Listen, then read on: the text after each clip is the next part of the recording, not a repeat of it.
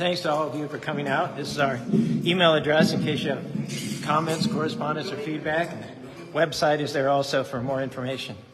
Everything is inspired by the teachings of His Divine Grace, A.C. Bhaktivedanta Swami Prabhupada, who is the founder and Acharya of the International Society for Krishna Consciousness. Om Aganati Marandasyam Ganagana Sakya Chaksurim Midikam Ganatashmai Shri Guru Vedamaham Sri Chaitanya Manavishtam Stapitam Yada Bhutare Sayam Rupa Karamyam Tarati Swa Vedantikam. Our topic today is not every battle is worth fighting. Many of the challenges that come our way in life are just distractions that keep us from our destiny. And I think you'll agree with me that in life, there's lots of opportunities to get upset. Maybe a competitor is talking about us. Someone's spreading rumors at work. A spouse says something that you feel they shouldn't have. Ask yourself, if I engage in this battle, invest my time, my energy, trying to straighten someone out, arguing, defending myself, trying to prove that I'm right, even if I win the battle, what's going to be the prize? That person who cuts me off in traffic, if I cut him off, tit for tat, get upset, let that ruin the rest of my morning, how is that going to benefit me? I don't even know that person. 5 minutes later, they're out of my life. What's the point? There's no profit. Can I tell you that the reason many people are missing out on God's or Krishna's best for them is because they get distracted into fighting battles that just don't matter.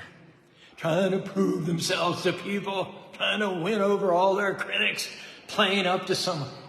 Can I tell you, all distractions. Our message today is you need to choose your battles wisely. Don't go around with a chip on your shoulder in fight mode all of the time. We all know people like that, right? They're always in an uproar, 24/7, upset with their spouse, going to straighten someone out at the office, trying to prove their point. I'm going to show them how wrong they are. It consumes them for days, weeks, months. The problem is that if we engage ourselves in every single provocation that comes along, then we're not going to have the energy to fight the battles that really do matter. We are supposed to be warriors. We are supposed to be fighters, but can I tell you that real warriors, they don't just fight any battle. They only fight those battles which have to do with them and their God-given destiny. If you know Arjuna's situation in the beginning of the Bhagavad Gita, the Song of God, Arjuna wants to make triple-double sure that it's a righteous cause. Of course, if he were to win the war, he would attain sovereignty over the whole earth. There was immense material gain to be had from winning the war. He would get the kingdom, remove his enemies, thorns in his side, headed up by Duryodhana. But Arjuna didn't care about the material gain. He wanted to know if it was the right thing to do. He knew that winning the war would put him in a more comfortable position, but he wanted to know the answer to a different question. Will this build character? So we have to ask ourselves, do the battles that I've been engaged in the past, and even at present perhaps, have any rewards? Many don't. But if they do have rewards, our message today is that the spiritual, the eternal, as exemplified by Arjuna, is much, much better than the temporal. So you have to ask yourself, are the battles that I'm engaged in have rewards? In other words, are they furthering my God-given destiny? Or am I just fighting to pay someone back who offended my false ego, or to prove to somebody that I really am important? Those are just distractions. Somebody doesn't want to be your friend. They don't want to accept you. They're rude to you at the office. They cut you off in traffic. It's just not worth starting World War III over. Don't engage in those battles. It doesn't matter in the end. When we get caught up in all these peddly little battles, what happens is, the tragic thing is that we miss the great battles that Krishna has put into our path. You may know the story of Hanumanji. Hanuman, son of the wind, lord of the monkeys, Rama's best friend. You eliminate illusion and destroy all sin. You're known as Shiva's incarnation. Champion truth with the thunderbolt body, the mighty monkey god who embodies bhakti. You're the breath of Shakti, and you achieve victory like the movie Rocky. You carry a club to smash the thugs. You're the perfect servant, the face of grace, and you make the whole demon race tremble when you roar. In the service of the Lord, you're the demon destroyer, also known as the mighty monkey warrior of compassion, action, devotion, and motion, with the strength to leap the length of the ocean. When Hanuman was a child, he was the son of Anjana, monkey queen, and Vayu, the god of wind. From his very birth, he was possessed of immense strength. And one day, his mother gave him a little orange, which was round and orange. He ate it. It was so good, he wanted another one. His mother wasn't around to give him another orange. So in his naivete, he looked up at the sky and he saw the sun. He said, oh, there's another orange. So being the son of the wind, he could travel anywhere. So he started to fly with the intention of plucking the sun out of the sky. And the demigods headed by Indra said, we can't have this. So they hit him with a thunderbolt. They knocked him down, and when he hit the ground, he broke his jaw. That's where he got his name, Hanuman. It means one with a broken jaw. So the demigods had a power, and they said, we've got to do something about this young kid because he could destroy the universe in his mischievousness. So they shrouded him with forgetfulness. In the future, he will have a great, colossal, Herculean, monumental task to do on behalf of Lord Ram. But until then, we're going to cause him to forget his supernatural powers. So for many years, Hanuman just hung out with the monkeys. He ate with the monkeys. He talked monkey talk. He just thought he was a monkey, no different than any other monkeys. And what was happening was he was saving his energy. He knew on some level that someday he would be called upon. He would be anointed to do something great, never done before in the history of the world. But in the meantime, he was saving his energy, not wasting it, not getting it distracted. If you read the history of India in the past, there were only really two major wars throughout thousands and thousands of years of history.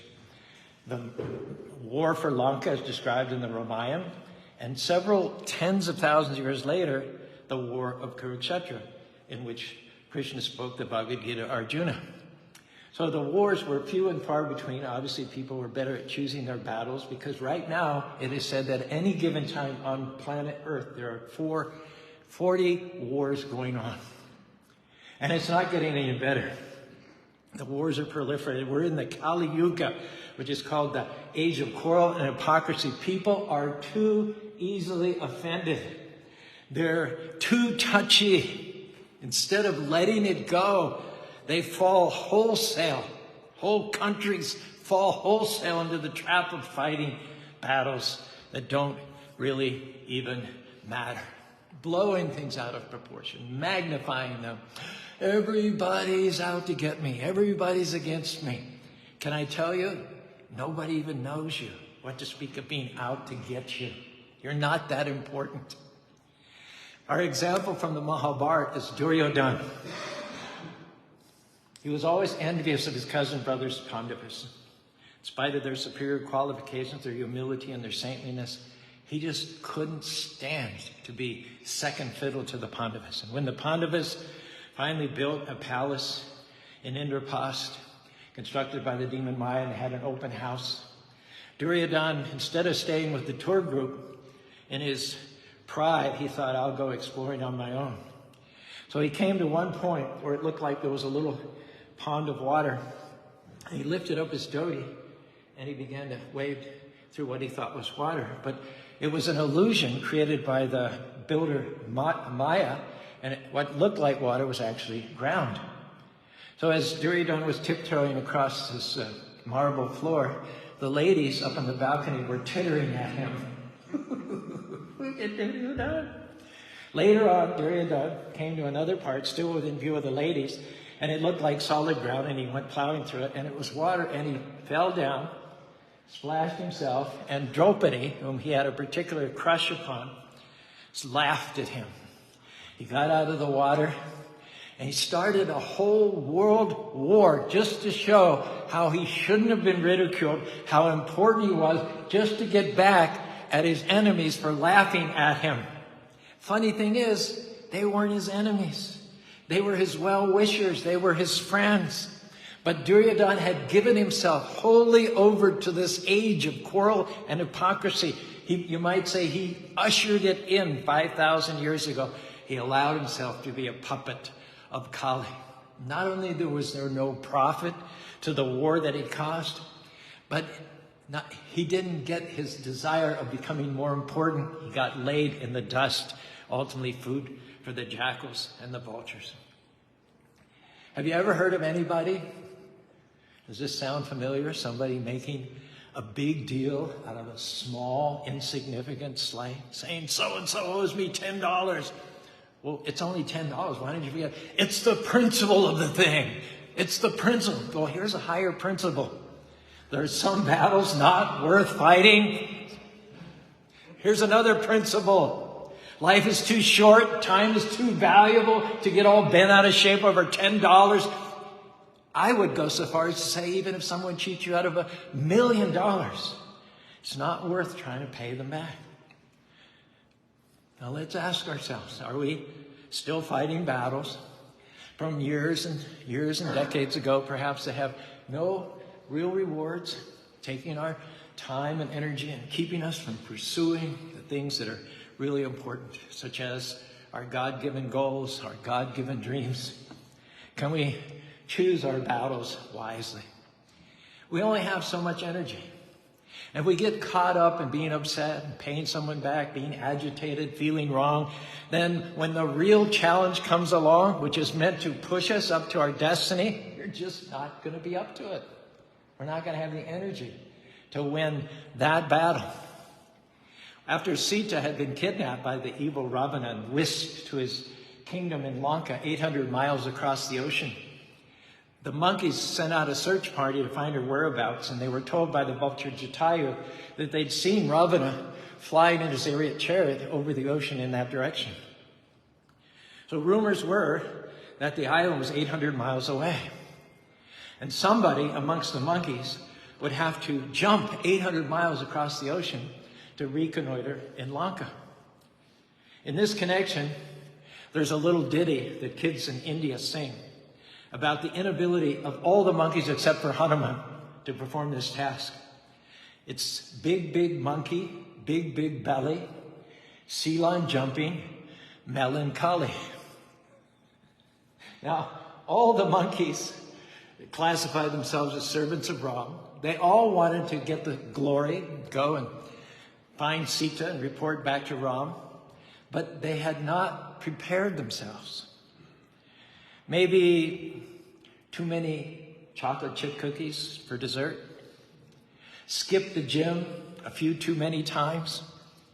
What had happened to them was somewhere along the way, they lost focus. They lost a vision of the future. They came to settle where they are, not thinking of any greater destiny out in front of them.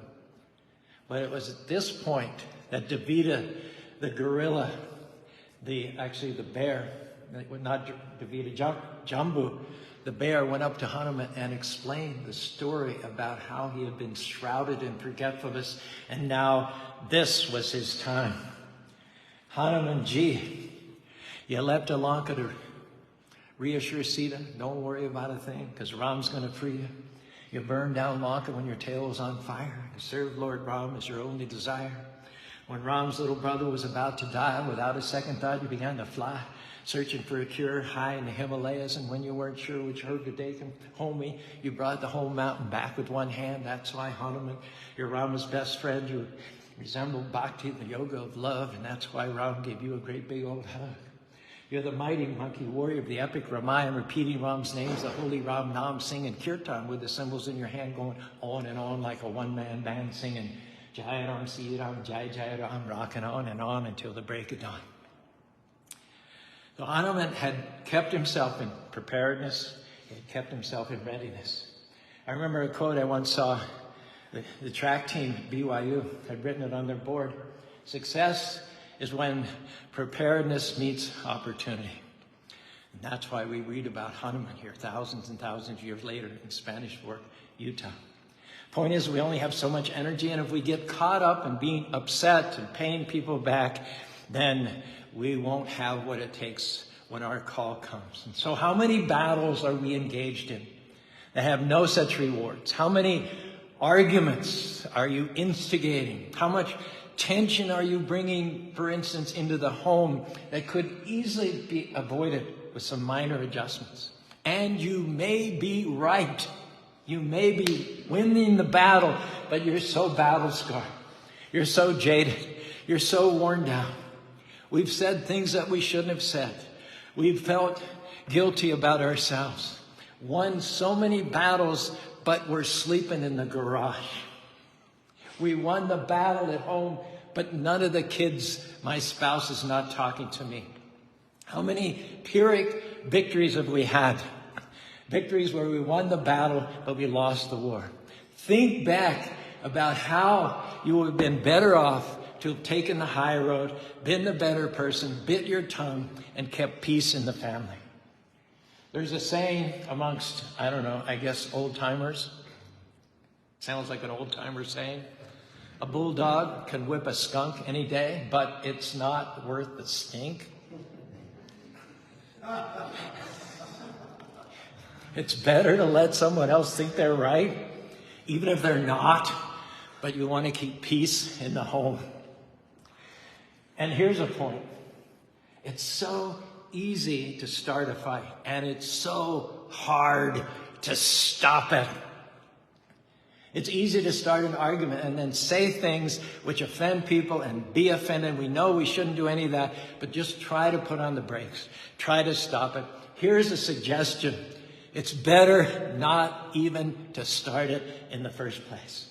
That's why it's said, famously, avoiding a fight is a mark of honor. Lord Chaitanya Mahaprabhu, the saintly incarnation of Krishna who appeared to spread the chanting of Hare Krishna 500 years ago in Bengal, he allowed many people to criticize him. He allowed many people to mock him. His attitude was, keep criticizing, keep laughing, keep mocking, and God will bless me for that. For every ignorant person that makes fun of you, Krishna will note it, and you will rise higher.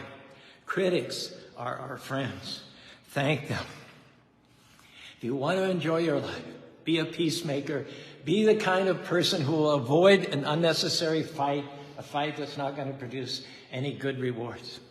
Your home especially needs to be a place of peace. Your home needs to be in harmony. You are stronger together with your wife and your kids than you are apart. Not only that, as a parent, you need to set a good example for your kids.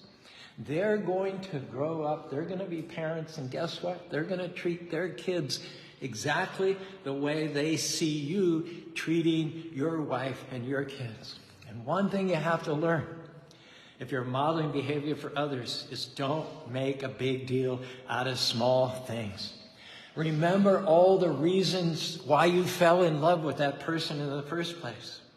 How many times does divorce take place when one spouse leaves another spouse who has 80% of what they need, but they leave that spouse looking for the 20% that that spouse can't give them?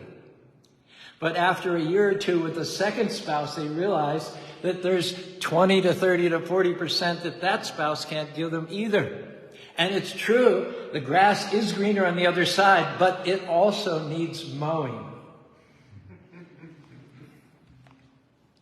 If we're going to live in victory, we have to accept the fact that not everyone will like us, not everyone will approve of us, no matter what we do for them. I don't know if you've ever heard of the 25% rule. You ever heard of that? 25% of the people don't like you at first, but they could be persuaded to like you. 25% like you, And then they could be persuaded not to like you. 25% like you and celebrate you no matter what you do. They'll stand by you thick and thin. And 25% will never like you no matter what. And when you realize that there is that 25% out there, can I tell you, it makes life easier knowing that some people won't like you no matter what you do. So you don't have to waste your time on them. The Pandavas did not dislike Duryodhana. They were his well-wishers, but he didn't like them. He didn't like the fact that they were taking up space on the planet. That was not their fault. Duryodhana was simply iron-hearted. Similarly, when we are preaching, Hare Krishna, Krishna Krishna, Hare Hare, Hare Ram, Ram Ram, Hare Hare. We have to be prepared to accept opposition.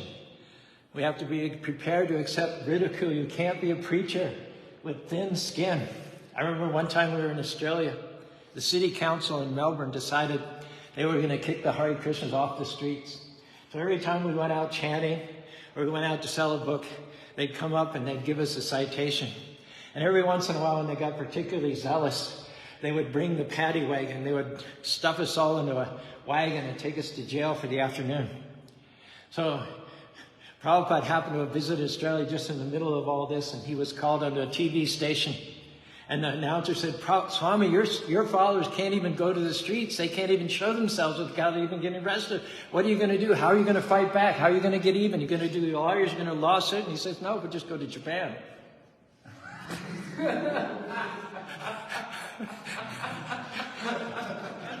He said, if they don't want us here, we'll go somewhere else. That's what we said, the end of story, Well, that was simple. If you ever want to know the full story about Melbourne, I'll tell you.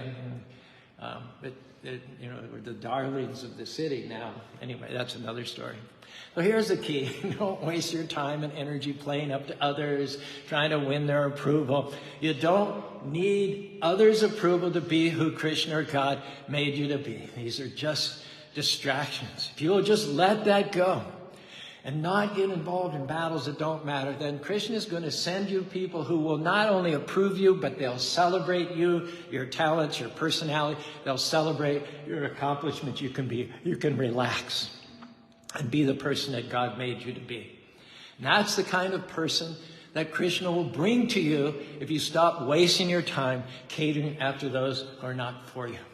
The 25% who will never like you, it's got nothing to do with you. It's got to do with the fact that they're insecure.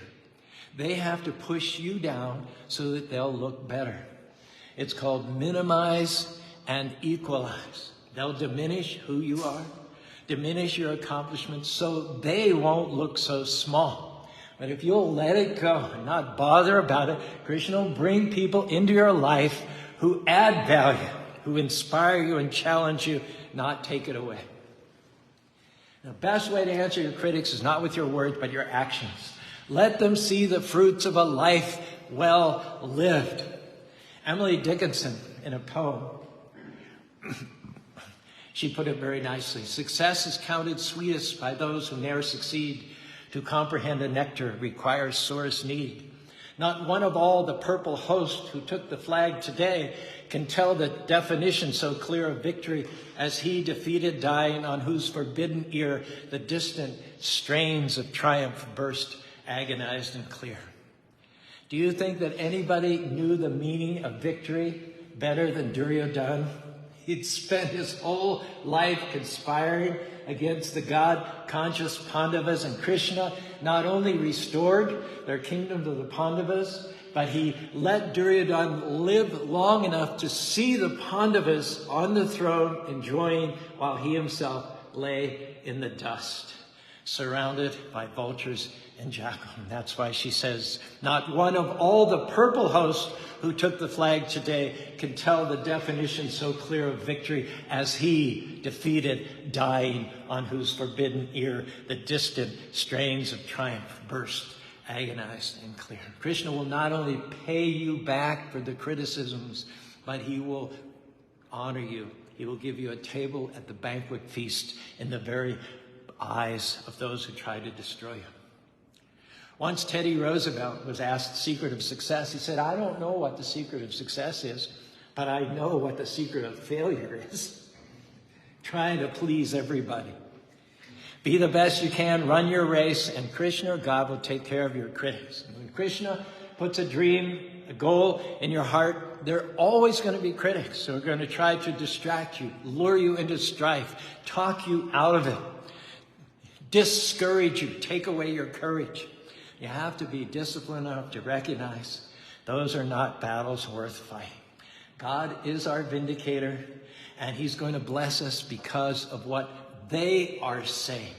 What they intend for your harm, Krishna is going to use to promote you. Hare Krishna, Krishna Krishna, Hare Hare, Hare Rama, Rama Rama, Hare Hare.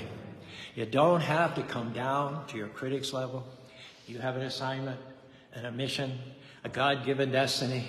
All you have to do is just get more focused, to see the major battles that Krishna wants you to fight, to see how the Lord is giving you greater opportunities, greater promotions, open doors.